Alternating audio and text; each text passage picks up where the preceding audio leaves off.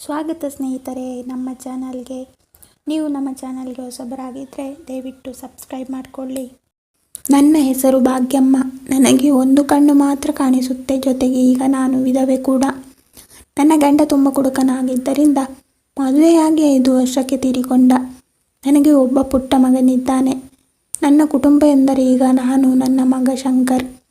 ಅವನಿಗೆ ಈಗ 6 ವರ್ಷ. ನಾನು ನಮ್ಮೂರಿನ ಕೆಲವು ಮನೆಯ ಮುಸುರೆ ತಿಕ್ಕಿ ಮತ್ತು ತೋಟಗಳಲ್ಲಿ ಕೆಲಸ ಮಾಡಿ ಜೀವನ ಸಾಗಿಸುತ್ತಿದ್ದೇನೆ. ಆದರೆ ಈಗ ನನ್ನ ಮಗ ಶಾಲೆಗೆ ಹೋಗುವ ವಯಸ್ಸಿನವನಾಗಿದ್ದಾನೆ.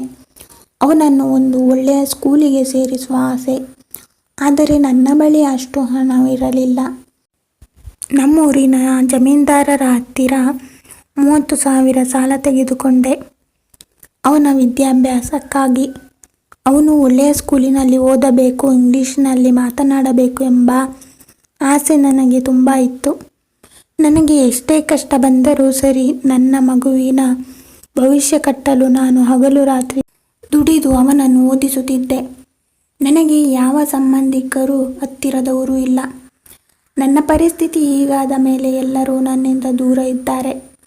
ಹತ್ತಿರ ಹೋದರೂ ಬೇರೆಯವರಂತೆ ನಟಿಸುತ್ತಾರೆ, ಅಪರಿಚಿತರಂತೆ ನೋಡುತ್ತಾರೆ. ಈ ನೋವು ನನ್ನ ಕಂದನಿಗೆ ಆಗಬಾರದು ಅಂತ ನಾನು ಯಾರ ಮನೆಯ ಬಾಗಿಲಿಗೂ ಹೋಗುವುದಿಲ್ಲ. ನನ್ನ ಮಗನನ್ನು ಸಹ ಎಲ್ಲಿಗೂ ಕರೆದುಕೊಂಡು ಹೋಗುವುದಿಲ್ಲ. ಆದರೆ ನನ್ನ ಮಗ ಕೇಳುತ್ತಾನೆ, ಅಮ್ಮ, ನಮ್ಮ ಮನೆಗೆ ಯಾಕೆ ಯಾರು ಬರುವುದಿಲ್ಲ? ನಾವು ಯಾಕೆ ಎಲ್ಲಿಗೂ ಹೋಗುವುದಿಲ್ಲ? ನಮಗೆ ನೆಂಟರಿಲ್ಲವೇ? ನನಗೆ ಅಜ್ಜಿ ತಾತ ಯಾರೂ ಇಲ್ಲವೇ? ಇಲ್ಲ ಮಗು, ನಿನ್ನ ಅಜ್ಜಿ ತಾತ ದೇವರ ಹತ್ತಿರ ಹೋಗಿದ್ದಾರೆ ಎಂದು ಹೇಳಿ ಸಮಾಧಾನಪಡಿಸುತ್ತಿದ್ದೆ. ಆದರೆ ಶಂಕರ್ನ ಮುಖ ನೋಡಿದಾಗ ನನಗೆ ತುಂಬ ಬೇಸರವಾಗುತ್ತಿತ್ತು.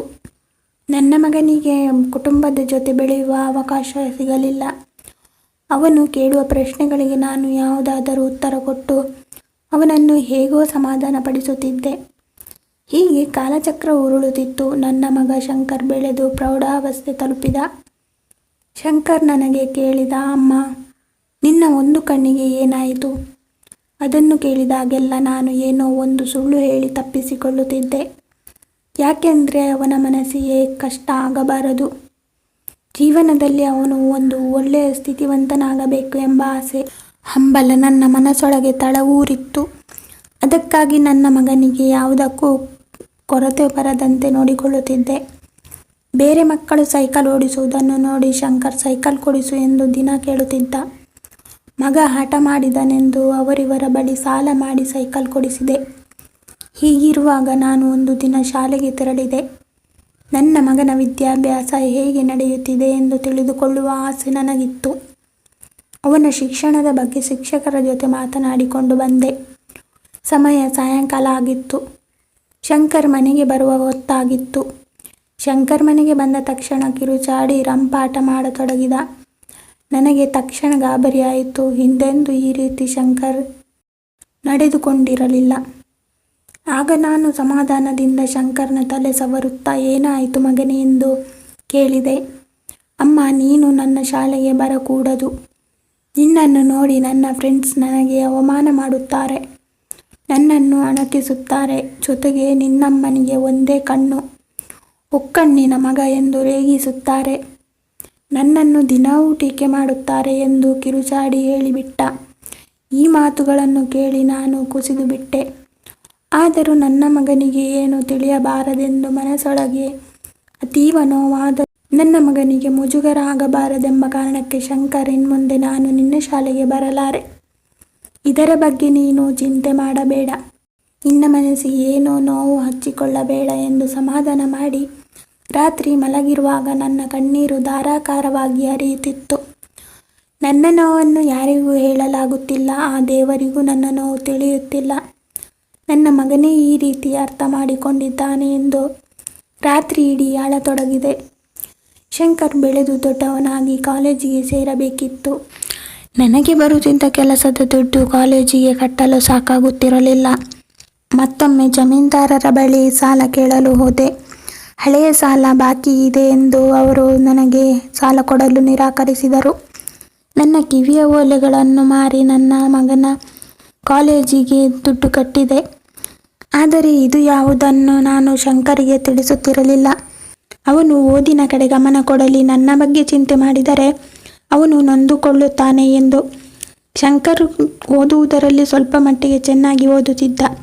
ಕಾಲೇಜಿಗೆ ಹೋಗಿ 3-4 ತಿಂಗಳು ಕಳೆದ ನಂತರ ಶಂಕರ್ ನನ್ನ ಬಳಿ ನನಗೆ ಬೈಕ್ ಬೇಕೆಂದು ಹಠ ಮಾಡತೊಡಗಿದ. ನನ್ನ ಕೈಯಲ್ಲಿ ನಯಾ ಪೈಸೆ ಕೂಡ ಇರಲಿಲ್ಲ. ಸ್ವಲ್ಪ ದಿನ ಕಳೆಯಲಿ ಮಗ, ಆಮೇಲೆ ನಿನಗೆ ಬೈಕ್ ಕೊಡಿಸುತ್ತೇನೆ ಎಂದು ಹೇಳಿದೆ. ನೀನು ಯಾವಾಗಲೂ ಏನು ಕೇಳಿದ್ರು ಇದನ್ನೇ ಹೇಳ್ತೀಯ, ಯಾವುದನ್ನು ನನಗೆ ಸರಿಯಾಗಿ ಕೊಡಿಸಲ್ಲ. ನನಗೂ ಅಪ್ಪ ಇದ್ದಿದ್ರೆ ಬೈಕ್ ಕೊಡಿಸ್ತಿದ್ರೋ ಏನೋ ಅಂತ ಸಪ್ಪೆ ಮುಖ ಮಾಡಿಕೊಂಡ. ಈ ಮಾತುಗಳನ್ನು ಕೇಳಿ ನನಗೆ ಆಕಾಶವೇ ಕಳಚಿ ಬಿದ್ದಂತಾಯಿತು. ತಂದೆ ಇಲ್ಲದ ನೋವು ಗೊತ್ತಾಗದಂತೆ ಕಷ್ಟಪಟ್ಟು ಬೆಳೆಸಿದೆ. ನಾನು ದಿನವೆಲ್ಲ ಯೋಚನೆ ಮಾಡಿ ಕೊನೆಗೆ ತನ್ನ ಕತ್ತಲಿದ್ದ ಚಿನ್ನದ ಸರವನ್ನು ಮಾರುವುದಕ್ಕೆ ಯೋಚನೆ ಮಾಡಿದೆ. ನನ್ನ ಗಂಡ ಮದುವೆಯಾದ ಹೊಸದರಲ್ಲಿ ನನಗೆ ಕೊಡಿಸಿರುತ್ತಾನೆ. ಅವರ ನೆನಪಿಗಾಗಿ ಇಟ್ಟುಕೊಂಡಿದ್ದ ಒಂದೇ ಒಂದು ವಸ್ತು ಆ ಸರ. ಇದನ್ನು ಮಾರಿ ಅವನಿಗೆ ಬೈಕ್ ಕೊಡಿಸಬೇಕು ಎಂದು ತೀರ್ಮಾನಿಸಿದೆ. ಅವನಿನ್ನೂ ಚಿಕ್ಕವನು, ಹುಡುಕು ಬುದ್ಧಿ, ಹೋಗ್ತಾ ಹೋಗ್ತಾ ಅವನೇ ಅರ್ಥ ಮಾಡಿಕೊಳ್ಳುತ್ತಾನೆ ಎಂದು ತಿಳಿದು ಮರುದಿನವೇ ತನ್ನ ಕತ್ತಲಿದ್ದ ಸರವನ್ನು ಮಾರಿ ಅವನು ಇಷ್ಟಪಟ್ಟ ಬೈಕ್ ಕೊಡಿಸಿದೆ. ಅವನ ಓದಿಗೆ ಯಾವುದು ಅಡ್ಡಿಯಾಗಬಾರದು, ನನ್ನ ಮಗನ ಸಂತೋಷ ಮುಖ್ಯ ಎಂದು ಭಾವಿಸಿದೆ. ಪ್ರತಿಯೊಂದು ಕಷ್ಟವನ್ನು ನಾನು ನನ್ನೊಳಗೆ ಅನುಭವಿಸಿ ನನ್ನ ಮಗನ ಸಂತೋಷದಲ್ಲಿ ನೆಮ್ಮದಿ ಕಾಣುತ್ತಿದ್ದೆ. ಅವನಿಗಾದರೂ ಯಾರಿದ್ದಾರೆ? ಅವನಿಗೆ ನಾನು, ನನಗೆ ಅವನು. ಇದೇ ನನ್ನ ಪ್ರಪಂಚ. ಅವನ ಸುಖವೇ ನನ್ನ ಜೀವನ. ನಂತರ ಶಂಕರ್ ಕಾಲೇಜ್ ವಿದ್ಯಾಭ್ಯಾಸ ಮುಗಿಸುತ್ತಾನೆ. ಓದು ಮುಗಿಸಿ ಅವನು ಕೆಲಸ ಹುಡುಕಿಕೊಂಡು ಒಂದು ಕಂಪನಿಗೆ ಸೇರಿಕೊಳ್ಳುತ್ತಾನೆ. ಆ ಕಂಪನಿಯಲ್ಲಿ ಶಂಕರ್ಗೆ ಒಳ್ಳೆಯ ಸಂಬಳ ಕೂಡ ಇತ್ತು. ಇತ್ತ ನನಗೂ ಸಂತೋಷವಾಯಿತು. ಇನ್ನು ಮುಂದೆ ನಮಗೆ ಕಷ್ಟದ ಕಾಲ ಕಡಿಮೆಯಾಗುತ್ತದೆ ಎಂದು ಮನಸ್ಸಿನಲ್ಲಿ ಖುಷಿಪಟ್ಟೆ. ಇನ್ನು ನನ್ನ ಮಗನಿಗೆ ಒಂದು ಒಳ್ಳೆಯ ಹುಡುಗಿಯನ್ನು ನೋಡಿ ಮದುವೆ ಮಾಡಿಸಿ ನನ್ನ ಕರ್ತವ್ಯದಿಂದ ಮುಕ್ತಿ ಪಡೆಯಬೇಕೆಂಬ ಆಸೆ ಹೆಚ್ಚಾಯಿತು. ಶಂಕರ್ ಕೆಲಸ ಮುಗಿಸಿ ಮನೆಗೆ ಬಂದ. ಇಬ್ಬರು ಕುಳಿತು ಊಟ ಮಾಡಿದೆವು. ಅಮ್ಮ, ನನಗೆ ನಿದ್ದೆ ಬರುತ್ತಿದೆ, ನಾನೀಗ ಮಲ್ಕೋತೀನಿ. ಶಂಕರ, ನಿನ್ನ ಹತ್ರ ಸ್ವಲ್ಪ ಮಾತಾಡಬೇಕಿತ್ತಪ್ಪ. ಏನು ವಿಷಯ? ನಿನ್ನ ವಿದ್ಯಾಭ್ಯಾಸನೂ ಮುಗಿತು, ಒಂದು ಒಳ್ಳೆ ಕಂಪನಿಯಲ್ಲಿ ಕೆಲಸ ಸಿಕ್ಕಿದೆ. ಈಗ ನಾನು ನಿನ್ನ ಮದುವೆ ಮಾಡಬೇಕು ಅಂತ ಹುಡುಗಿನ ನೋಡುತ್ತಿದ್ದೀನಪ್ಪ. ಇಲ್ಲ, ಅದರ ಬಗ್ಗೆ ಈಗ ನನಗೆ ಮಾತಾಡೋಕ್ಕೆ ಇಷ್ಟ ಇಲ್ಲ. ಇನ್ನೊಂದು ಸಲ ಯಾವಾಗಲಾದರೂ ಮಾತಾಡ್ತೀನಿ. ಹಾಗಲ್ಲ ಶಂಕರ, ನನಗೂ ವಯಸ್ಸಾಗ್ತಾ ಬಂತು. ಇತ್ತೀಚೆಗೆ ನನಗೆ ನಿನ್ನ ಮದುವೆಯನ್ನು ನೋಡಬೇಕು, ಅದನ್ನು ಒಂದೇ ಕಣ್ಣಿಂದ ನೋಡಿ ತುಂಬಿಕೋಬೇಕು ಅನ್ನೋ ಆಸೆನಪ್ಪ ನನಗೆ. ಅದಕ್ಕಿನ್ನೂ ಟೈಮ್ ಇದೆ. ನೀವೇನು ಅದ್ರ ಬಗ್ಗೆ ಚಿಂತೆ ಮಾಡಬೇಡಿ. ಅಂದರೆ ನಿನ್ನ ಮಾತಿನ ಅರ್ಥ? ಹೇಳಿದ್ನಲ್ಲ, ಇನ್ನೊಮ್ಮೆ ಯಾವಾಗಲಾದರೂ ಇದರ ಬಗ್ಗೆ ಮಾತಾಡ್ತೀನಿ ಅಂತ. ಈಗ ಸುಮ್ಮನೆ ಮಲ್ಕೊಳ್ಳಿ. ಅವನಿಗೆ ತುಂಬ ಕಂಪನಿಯಲ್ಲಿ ಕೆಲಸ ಮಾಡಿ ಸುಸ್ತಾಗಿರಬೇಕು. ಈಗ ಮಲ್ಕೊಳ್ಳಿ. ಇನ್ನೊಂದು ಸಲ ಇದರ ಬಗ್ಗೆ ಅವನಿಗೆ ರಜೆ ಇದ್ದಾಗ ಮಾತಾಡ್ತೀನಿ. ಅವತ್ತು ಭಾನುವಾರ ಆಗಿತ್ತು. ಶಂಕರ್ಗೆ ಕೆಲಸ ರಜೆ ಇತ್ತು. ಇವತ್ತು ನಾನು ಮದುವೆ ವಿಷಯ ಮಾತಾಡೋದು ಒಳ್ಳೆಯದು ಅನಿಸುತ್ತೆ ಅಂತ ಟಿವಿ ನೋಡ್ಕೋತಾ ಕೂತಿದ್ದ ಶಂಕರ್ ಹತ್ರ ಹೋದೆ. ಆಗ ಶಂಕರ್ ಟಿವಿ ಆಫ್ ಮಾಡಿ, ಅಮ್ಮ, ನಾನು ನಿಮ್ಮ ಹತ್ರ ಏನು ಹೇಳಬೇಕು ಅಂತ ಇದ್ದೀನಿ. ಏನು ಹೇಳು ಶಂಕರ? ನಾನು ಕೆಲಸ ಮಾಡೋ ಕಂಪನಿಯಲ್ಲಿ ರುಕ್ಮಿಣಿ ಅನ್ನೋರನ್ನು ಪ್ರೀತಿಸುತ್ತಿದ್ದೇನೆ. ಮತ್ತು ನಾನು ಅವಳಿಗೆ ನಿನ್ನನ್ನೇ ಮದುವೆಯಾಗೋದು ಅಂತ ಮಾತು ಕೊಟ್ಟಿದ್ದೀನಿ ಅಂತ ಹೇಳಿಬಿಟ್ಟ. ಓ, ನನಗೆ ವಯಸ್ಸಾಯಿತು, ನಮ್ಮಮ್ಮ ಪಾಪ ಒಬ್ಬರೇ ಕಷ್ಟಪಡ್ತಾರೆ ಅಂತ ತಿಳ್ಕೊಂಡು ನೀನೇ ಹುಡ್ಕೋಬಿಟ್ಟ.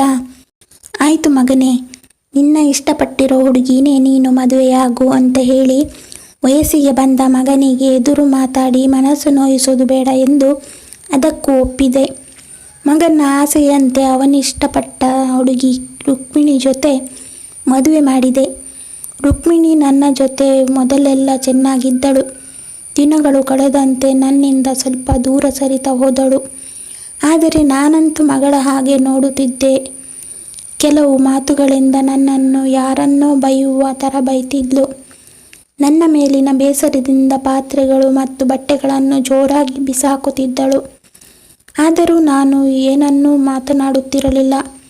ಹೊಸದಾಗಿ ಮದುವೆ ಆಗಿರೋ ಹುಡುಗಿ ಅವಳು ನನಗೆ ಮಗಳಿದ್ದ ಹಾಗೆ.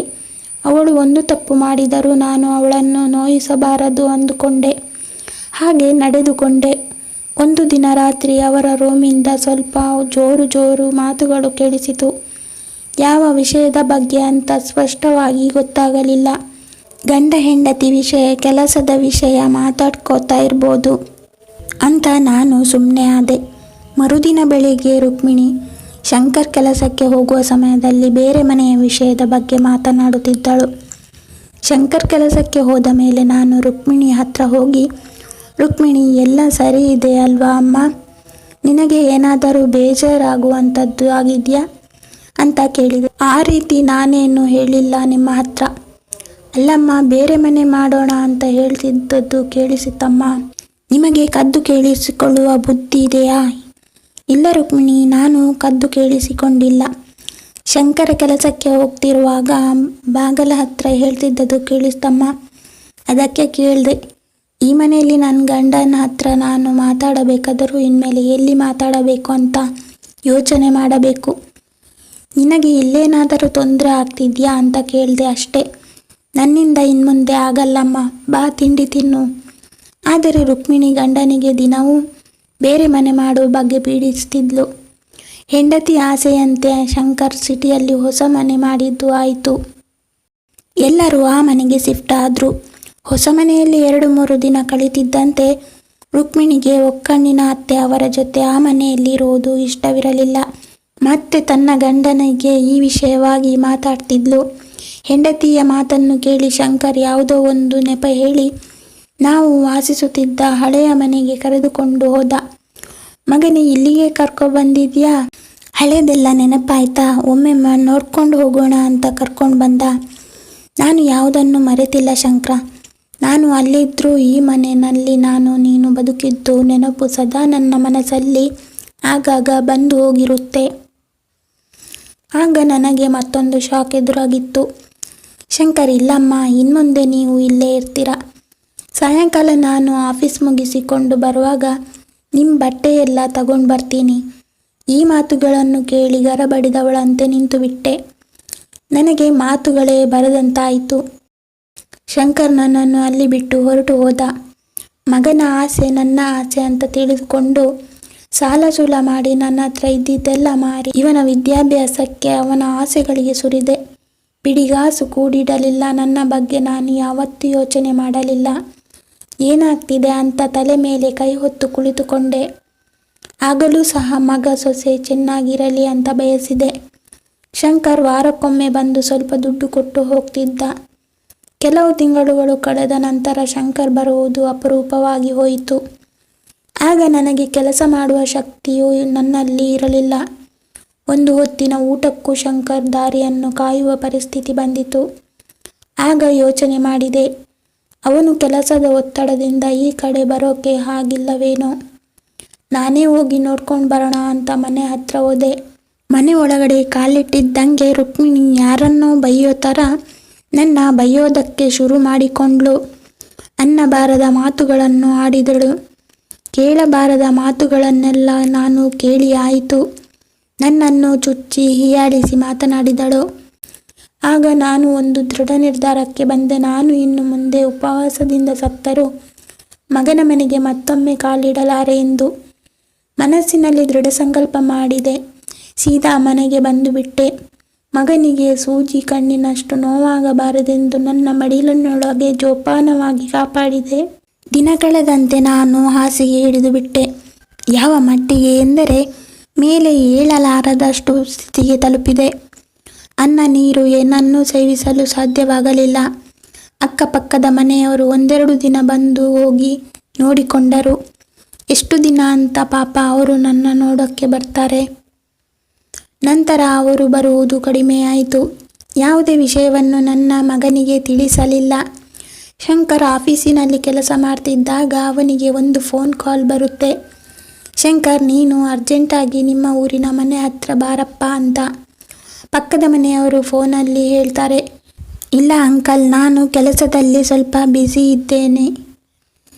ಏನು ವಿಷಯ ಅಂತ ಫೋನಲ್ಲೇ ಹೇಳಿ. ಈಗ ಬರೋಕ್ಕಾಗಲ್ಲ, ನಿನ್ನ ಕೆಲಸಕ್ಕೆ ಬೆಂಕಿ ಬಿತ್ತು. ನಿನ್ನ ತಾಯಿ ಇಂದು ಮುಂಜಾನೆ ತೀರಿ ಹೋಗಿದ್ದಾಳೆ. ಬೆಂಕಿ ಇಡೋಕ್ಕಾದರೂ ಬಾ ಎಂದು ಹೇಳಿ ಫೋನ್ ಕಟ್ ಮಾಡಿದರು. ಆಗ ಶಂಕರ್, ಸದ್ಯ ಇನ್ನು ಆ ಮುದುಕಿಯ ಕಿರಿಕಿರಿ ನಮಗಿಲ್ಲ, ಇದೊಂದು ಕಾರ್ಯ ತಾನೇ ಮುಗಿಸಿ ಬಿಡೋಣ ಎಂದು ಆಫೀಸಿನಿಂದ ನೇರವಾಗಿ ತಾಯಿಯ ಮನೆ ಹತ್ತಿರ ಹೋದ. ಹೆಂಡತಿಯನ್ನು ಫೋನ್ ಮಾಡಿ ಕರೆಸಿಕೊಂಡ. ತನ್ನ ತಾಯಿಯ ಮೃತದೇಹವನ್ನು ನೋಡುತ್ತಾ, ಇವಳೇನಾ ನನ್ನ ಹೆತ್ತ ತಾಯಿ ಅಂತ ನೋಡ್ತಾ ನಿಂತಿರ್ತಾನೆ. ಯಾಕೆಂದರೆ ಆ ತಾಯಿಯ ದೇಹ ಸೊರಗಿ ಸೊರಗಿ ಆ ಸ್ಥಿತಿಗೆ ತಲುಪಿರುತ್ತೆ. ಆದರೆ ಶವದ ಕಣ್ಣಂಚಲ್ಲಿ ಇನ್ನೂ ಕಣ್ಣೀರಿತ್ತು. ಆದರೆ ಮಗನಿಗೆ ಕಿಂಚಿತ್ತು ನನ್ನ ತಾಯಿ ಸತ್ತಿದ್ದಾಳೆ ಎಂಬ ನೋವಿರಲಿಲ್ಲ. ಎಷ್ಟು ಬೇಗ ಈ ಕಾರ್ಯ ಮುಗಿಸಿ ಹೊರಡುತ್ತೇನೆ ಎಂಬ ಮನೋಭಾವನೆಯಲ್ಲಿದ್ದ. ನಂತರ ತನ್ನ ತಾಯಿಯ ಶವ ಸಂಸ್ಕಾರ ಮುಗಿಸಿ ಮನೆಗೆ ಹೊರಡುವವನಿದ್ದ. ಅಷ್ಟರಲ್ಲಿ ಪಕ್ಕದ ಮನೆಯವರು ಒಂದು ಕಾಗದವನ್ನು ಶಂಕರ್ ಕೈಗೆ ಕೊಟ್ಟರು. ಏನಿದು? ಯಾವ ಕಾಗದ? ಯಾರು ಕೊಟ್ಟಿದ್ದು? ನಿನ್ನ ತಾಯಿ ಕೊಟ್ಟಿದ್ದು ಅಂತ ಹೇಳಿ ಅವರು ಅಲ್ಲಿಂದ ಹೊರಟು ಹೋದ್ರು. ಶಂಕರ್ ಕಾಗದ ತೆಗೆದು ನೋಡಿದ. ಆ ಕಾಗದವನ್ನು ನೋಡಿ ಶಂಕರ್ಗೆ 100 ಗುಂಡೇಟು ಒಂದೇ ಕ್ಷಣಕ್ಕೆ ಬಂದು ಅಪ್ಪಳಿಸಿದಂತೆ ಅನುಭವವಾಯಿತು. ಆ ಕಾಗದದಲ್ಲಿ ಈ ರೀತಿ ಬರೆದಿತ್ತು: ಮಗನೇ, ನಾನಿನ್ನು ಹೋಗುತ್ತೇನೆ. ಆದರೆ ನನ್ನ ಒಂದು ಕಣ್ಣು ಏನಾಯಿತು ಎಂದು ಚಿಕ್ಕವನಿದ್ದಾಗ ನೀನು ಯಾವಾಗಲೂ ಕೇಳುತ್ತಿದ್ದೆ ಅಲ್ವಾ? ಆದರೆ ನಾನು ನಿನಗೆ ಏನೋ ಒಂದು ಹೇಳಿ ಸಮಾಧಾನ ಮಾಡುತ್ತಿದ್ದೆ. ನೀನು ಚಿಕ್ಕ ಮಗುವಾಗಿದ್ದಾಗ ನಿನ್ನ ಮನಸ್ಸಿಗೆ ಯಾವುದೇ ನೋವಾಗಬಾರದು ಎಂದು ನಾನು ಈ ವಿಷಯವಾಗಿ ಏನೇನು ಸುಳ್ಳು ಹೇಳುತ್ತಿದ್ದೆ. ಇಂದು ನೀನು ಬೆಳೆದು ದೊಡ್ಡವನಾಗಿದ್ದೀಯಾ. ಈಗ ನಿನಗೆ ಸತ್ಯ ಹೇಳುತ್ತೇನೆ, ಕೇಳು. ನೀನು ಚಿಕ್ಕವನಿರುವಾಗ ಆಟವಾಡುತ್ತಾ ಕೋಲೊಂದು ತಾಗಿ ನಿನ್ನ ಕಣ್ಣಿಗೆ ಏಟು ಬಿತ್ತು. ಆ ಏಟಿನಿಂದ ನಿನ್ನ ಕಣ್ಣಿಗೆ ಬಲವಾದ ಗಾಯವಾಗಿತ್ತು. ಆಗ ಡಾಕ್ಟರ್ ಹೇಳಿದರು, ನಿಮ್ಮ ಮಗ ಕಣ್ಣ ದೃಷ್ಟಿ ಕಳೆದುಕೊಂಡಿದ್ದಾನೆ ಎಂದು. ನನಗೆ ದಿಕ್ಕೇ ತೋಚದಂತಾಯಿತು. ಆಗ ನಾನು, ನನ್ನ ಮಗನಿಗೆ ಕಣ್ಣು ಬರಲ್ವಾ ಡಾಕ್ಟರ್ ಅಂತ ನಾನು ಕೇಳಿದೆ. ಯಾರಾದರೂ ದಾನ ಮಾಡಿದರೆ ಅವರ ಕಣ್ಣನ್ನು ಇವರಿಗೆ ಹಾಕಿದರೆ ಆಗ ನಿಮ್ಮ ಮಗನಿಗೆ ಕಣ್ಣು ಬರುತ್ತೆ ಅಂತ ಹೇಳಿದರು. ಆಗ ಇಂದು ನನ್ನ ಜೀವನದಲ್ಲಿ ಆಗಬೇಕಾಗಿರುವುದಾದರೂ ಏನು? ನನ್ನ ಮಗನೇ ನನಗೆ ಕಣ್ಣಾಗಿರುತ್ತಾನೆ. ನನ್ನ ಮಗನ ಜೀವನ ಹಾಳಾಗಬಾರದೆಂದು ನನ್ನದೇ ಆದ ಒಂದು ಕಣ್ಣನ್ನು ನಿನಗೆ ಕೊಟ್ಟೆ. ಅಂದಿನಿಂದ ನಾನು ಒಕ್ಕಣ್ಣಿನ ತಾಯಿಯಾದೆ ನಿನಗೆ. ಇಂದು ನಿನಗೆ ಈ ಒಕ್ಕಣ್ಣು ತಾಯಿ ಬೇಡವಾಗಿದ್ದಾಳೆ. ಪರವಾಗಿಲ್ಲ ಮಗನೇ, ನನ್ನ ಆ ಕಣ್ಣಿನಲ್ಲಿ ಎಂದಿಗೂ ನೀರು ಬರಬಾರದು. ನಾನು ಹಾಗೆ ಕಾಪಾಡಿದ್ದೇನೆ ನಿನ್ನನ್ನು, ಇನ್ನು ಮುಂದೆಯೂ ಬರಬಾರದು ಎಂದು ಬರೆದಿತ್ತು. ಆಗ ಶಂಕರ್ ಕಣ್ಣಲ್ಲಿ ತನಗೆ ಅರಿಯದಂತೆ ಕಣ್ಣೀರು ಧಾರಾಕಾರವಾಗಿ ಸುರಿಯುತ್ತಿದ್ದವು. ತಾಯಿಯ ಚಿತೆ ಉರಿಯುತ್ತಿತ್ತು. ಆ ಚೀಟಿಯನ್ನು ನೋಡುತ್ತಾ ನಿಂತ ಮಗನಿಗೆ ತಾಯಿಯ ಕಾಲ ಕೆಳಗೆ ಬಿದ್ದು ಅಳಬೇಕೆನಿಸಿತು. ಅಮ್ಮನನ್ನು ತಬ್ಬಿಕೊಳ್ಳಬೇಕು ಎಂಬ ಆಸೆಯಾಯಿತು. ಅವಳ ಜೊತೆ ಮಾತನಾಡಬೇಕೆನಿಸಿತು. ಆದರೆ ಸಮಯ ಮೀರಿ ಹೋಗಿತ್ತು.